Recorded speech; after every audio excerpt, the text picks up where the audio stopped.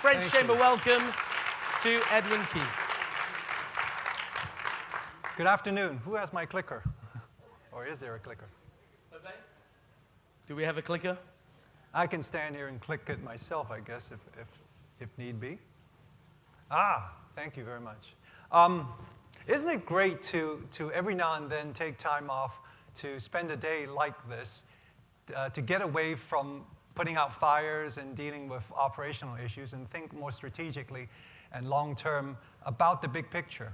So I hope today has been thought-provoking, and I hope today has been very useful for everybody. I'm going to try to make this work. Okay. Here, there you go. There, got it. 3 things before I begin. So first of all, I hope that this is a presentation about really things I've been thinking about, hopefully thinking with you all today about all the presentations that you've heard. So think of this not as a polished presentation, but as a series of thoughts that I'm struggling with. 2, every mouse in the world thinks it's a great idea to put the bell on the cat. Let's see if we can end today with maybe some questions about how we can operationalize some of the things that we've been talking about today. And thirdly, we should look at these things with optimism. I mean, there's a lot of things to be concerned about, but these are opportunities for us to think about the world differently. So have we been talking about today the future of production, the future of sourcing, or perhaps more personally to all of us, the future of my job? Right? What are we going to do tomorrow? How does this impact me when I go back to the office tomorrow? And the world is changing. If nothing else, we've heard from all the speakers today, the world is changing. Here are some numbers that I just grabbed recently just to see what these changes look like. For instance, this is a 10-year look at the market cap of these large, fine retail companies. Almost all of them, without exception, are worth less than what they were 10 years ago. And the one exception to that, Walmart is about 2% positive, but the one exception to that is Amazon, which has grown close to 2,000%. The world is shopping differently. And what is the impact? The impact is stuff like this that's been happening.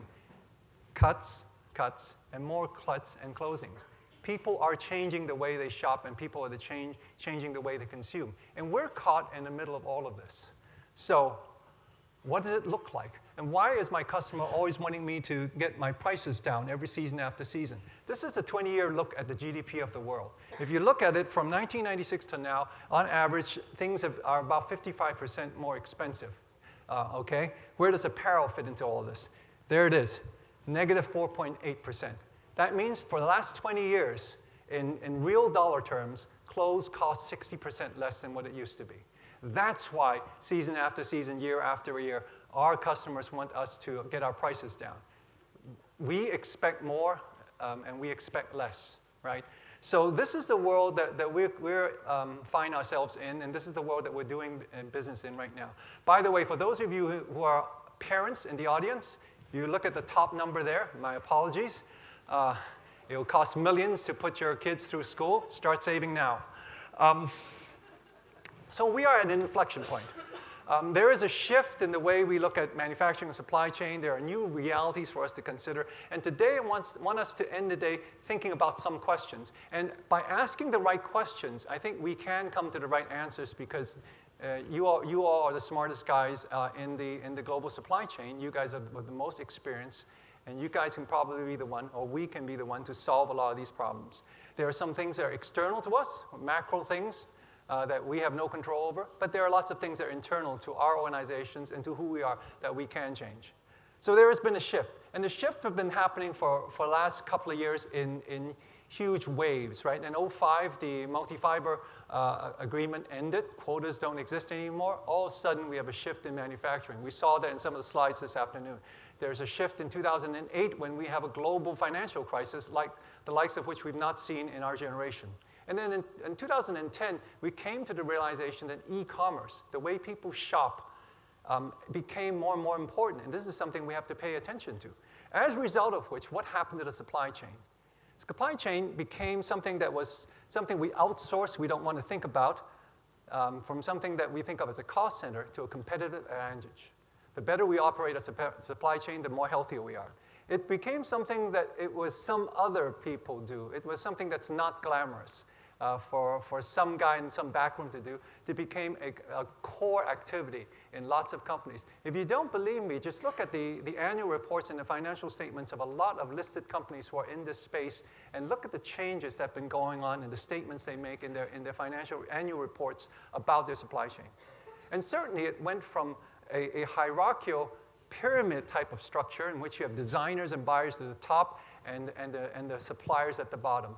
Last 2 weeks, I've visited several suppliers as part of my work in the Research Institute. Every supplier that I visit, by and large, is bigger than their customers. They are now selecting who they want to do business with, not the other way around. So we've gone from a hierarchical approach to a peer-to-peer conversation. And in fact, you can say that the other challenge for this is also because we want things faster and better, and because our supply chain has to be much more transparent, it is no longer a sequential discussion. Everything has to take place parallel at the same time. And everybody has to be in the room around the table at the same time. There are no more secrets in the world that we operate in. So what does that do? And what are some of the shifts that we see as a result of this? So first, the big two takeaways from today. First of all, it's binary. Win, lose, live, die. We change or we perish. That's it. There are no more incremental things that happen anymore. And it's a decision we have to make. Are we going to be in it or not in it? But there is no halfway. We can't sit on the fence anymore. And secondly, it's going to happen very, very fast. Think back to the slide that I showed you earlier of the brands that we saw and how fast they collapsed, the companies that disappeared, and how rapidly that happened. That is the pace of change. Change is going to be at the speed of thought. It's not something we can dilly-dally about. It's not something that we can delay and hope it's the next guy's problem. It isn't. It's going to happen. It's going to happen quickly, and we need to come up with solutions for that. So the questions, some of the early questions that we have to ask about ourselves in the context of operating and managing supply chains in this is, what values are we creating? But more important is that the question behind the question is, what is the belief system? The belief system of our business and the belief system of our leaders. You know, our beliefs, what we believe, what we hold to be true, the framework that we make sense of the world that we live in, that is the most stubborn thing that we hang on to. We will bend reality to fit our belief systems. So do we understand what we actually believe in? Do we understand what we hold dear? Do we know what our organizations believe in? And then more importantly, does that make sense, or is it still relevant anymore in the world that we live in today? I blame these two things for all the changes that we go through today. 10 years ago, our phones, we make calls with our phones. And our watch, we tell time with our watch. Today, our phone is the core of our social life. It is what you guys are taking pictures with right now. It is, the phone tells us what's going on anywhere in the world in real time. And our watch tells us what's going on with our phone. Right? Think of all these changes. These things have become integral parts of how we live, who we are, and what we do. Now think about your clothes in the last 10 years. You know that sweater? It's still a sweater. It hasn't changed. It hasn't become what our phone and our watch is today. These things take care of us. Our watch and our phone informs us, protects us, keeps us healthy, tells us what's going on. We still have to take care of our clothes. We have to put them on when it's cold. We have to take them off when it's warm. We have to wash them. We have to do all this stuff with them. These are dumb systems, right?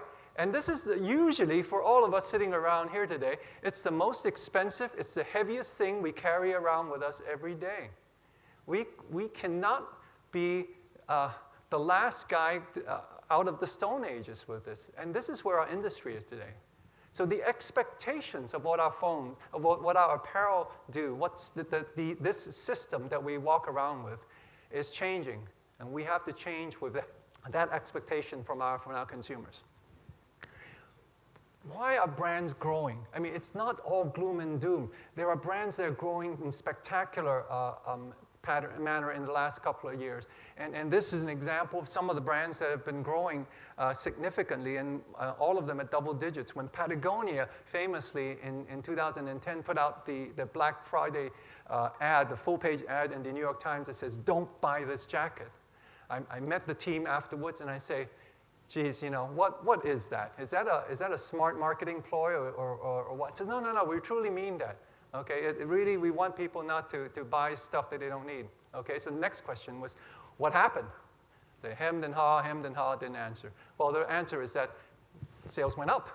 Sales have been going up double digits every year since then. And companies like Tom's with the social mission came from nowhere and have grown into the hundreds of millions of dollars. And then right in the middle of this slide is this small company called Warby Parker, founded by two of my students, not the best students, not very good students, sitting in the back of the classroom talking about this company that they're going to start in their dorm room, which they did 5 years ago. And today it's over $1 billion. Thank God they didn't listen to me and they worked on their projects. But the Harvard Business Review case about Warby Parker and why it became a unicorn, 1.5 billion at this point in time, is that I have 4 things working for it. Reasonably priced, a great experience when the customer goes shop for it, products that look good, and a social mission. Now, the last one is this new era that we live in. We're no longer in the era of the madman. Our customers want to feel good. Our customers want to connect with our brands because they believe that everything they do, they now have a choice. They believe that everything they do, they want to feel good. And feeling good is more than just looking good. It has new meaning. And we need to capture that. We need to capture that authenticity in everything that we do. That's why supply chain social compliance is important. That's why sustainability is important. That's the business case for sustainability and social compliance in our supply chain, by the way. It makes money.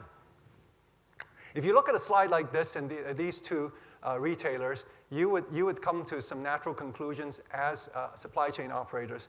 This guy has cost of goods is $36 and he can only sell it for $85. The other guy has cost of goods is $30 and he can sell it for $100. You will come to an immediate conclusion that one of them is healthier than the other. You would be wrong. These are the two. This is a slide of 2 retailers, and I'll let you fill in the gap as to who the unnamed supplier is.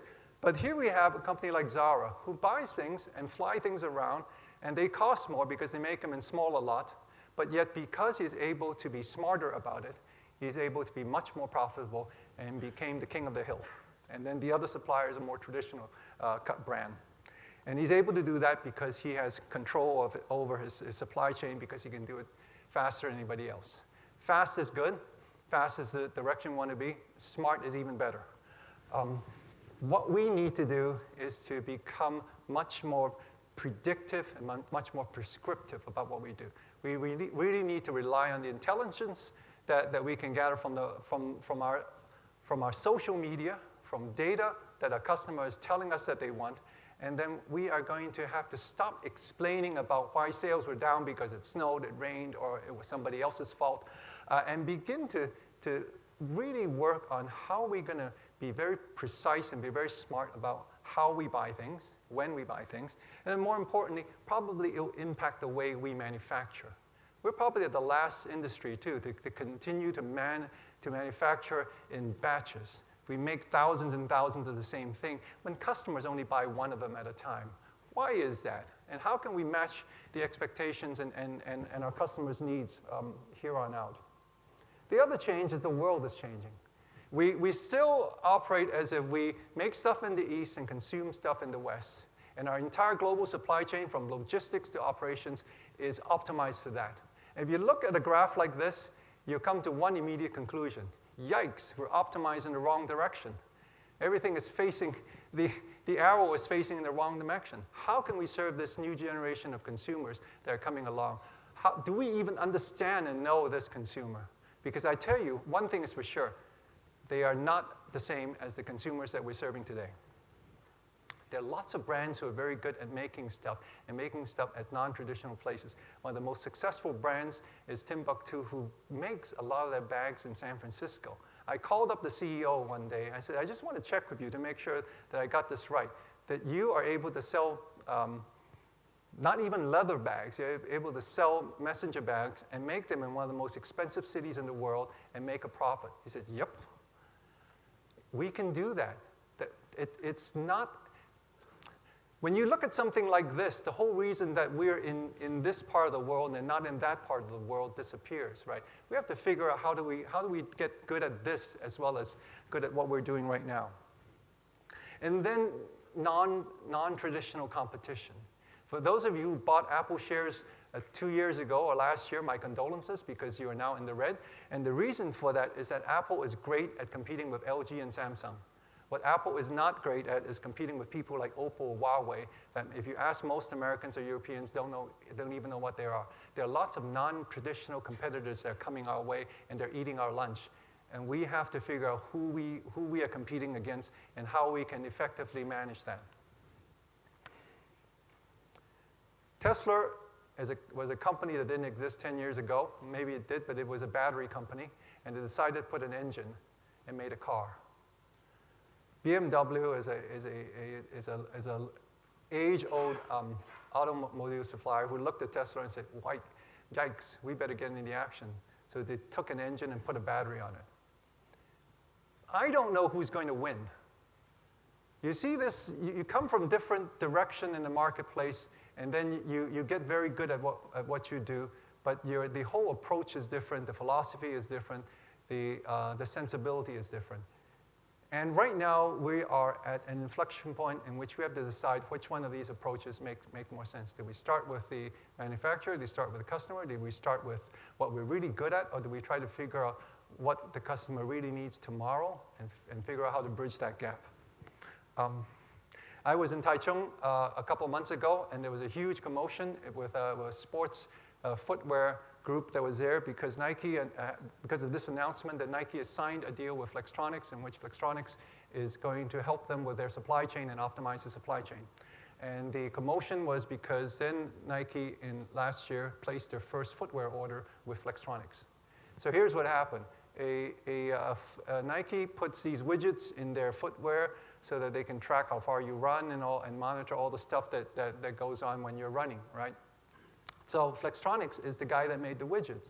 And they were the tier 2 supplier, handing the stuff to the tier 1 supplier. They sort of came to their senses one of these days and went to Nike and said, look, we make the complex stuff.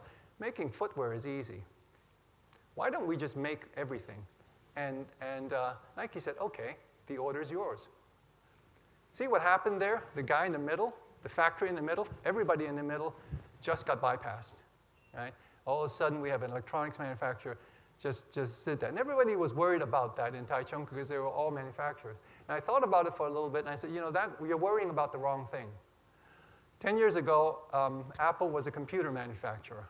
They didn't, and they introduced the first telephone. A couple of years ago, they introduced a watch. And today, they're the largest watch brand in the world, and they're probably one of the largest phone manufacturers in the world. What if Apple says, I'm going to build all that technology into, and call it iJacket, iT-shirt, iPants, or whatever, and I'm going to give it all to Foxconn? We can all go home early tonight if Apple does that. These are things that are going to happen. They're going to happen sudden, and there's almost an inevitability about some of these things that will happen. So the things to think about. Look, remember I started by saying, I really don't want us to be pessimistic, but I do want us to be optimistic. And the way to be optimistic is to really start questioning and asking ourselves, what are the opportunities in the midst of all this? So the first thing to think about, and maybe these will drive our action, are there skill set issues in our organization? Do we need more engineers? Do we need more people who do things? Do we need the chief X officer of something we don't know yet? So what are these issues in our organization? There are only 2 types of HR issues that I can think of. My apologies to the last 2 speakers. But in my mind, you either have a training challenge or you have a recruiting opportunity. Right? There are some people you just need to give them the right tool set so they can do the business, so they do the jobs for tomorrow. Or there are some situations in which you need a completely new crew of people because it's just not within the capacity of, we hired the wrong people. They just don't have the IQ, the EQ, or whatever that is not trainable. And we hired them for something that was important yesterday, but is no longer important tomorrow. So make a decision about what are the structural skill sets in our organizations, and then decide how we're going to solve that. Do we have an incentive scheme that rewards long-term thinking? An organization asked me to look at their innovation strategy and look at why they're so slow in innovation. And I talked to their senior staff, and I spoke with the CEO at the end of the day. I said, look, if I think there's only one problem in your group, and that is that your entire senior staff is about in the mid-50s, and they are all about 5 to 7 years from retirement.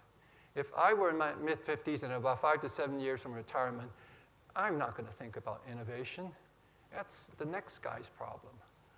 I just want to keep this thing floating until I retire, until I start playing golf in Florida.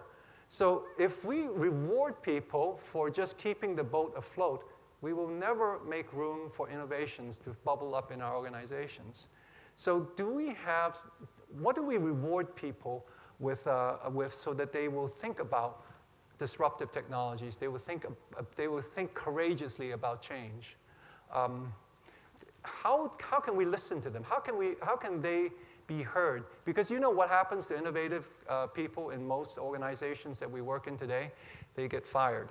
And then this simple idea of one team, one dream. Is everybody rowing in the same direction? Everybody's working hard, but do we have the same values? Do we have the same culture? Are we aligned around the same mission? Because it surprises me that a lot of organizations still don't have that it is everybody for themselves. Partnerships and investments. Who do we believe in? Who do we trust? And that's an important one. Who do we share with and talk about? There are things that are important and meaningful in our organization. Do we have capacity in our organization to invest in some experiments? If everybody is working at 110% of capacity, then no innovation is going to happen. This great rule at Google is that everybody has to work at 80% capacity, and you need to spend about 15 to 20% of capacity doing something new, doing something innovative, doing your project. Do we allow people or give them opportunity to work that way? And where is innovation happening? Are we digging out all these cool things that are happening in our organizations? I'm going to stop here. I think it's really exciting that we have a chance to think about these things today. I hope the opportunity is that we can take all this and create some cool actions behind it. One way to think about this is ask yourself, how do you want people to think about what happened here today 50 years from now? When people talk about what happened in this room 50 years from now, what do you want them to think about? Nobody knows about what happened today. It was just another day in the year.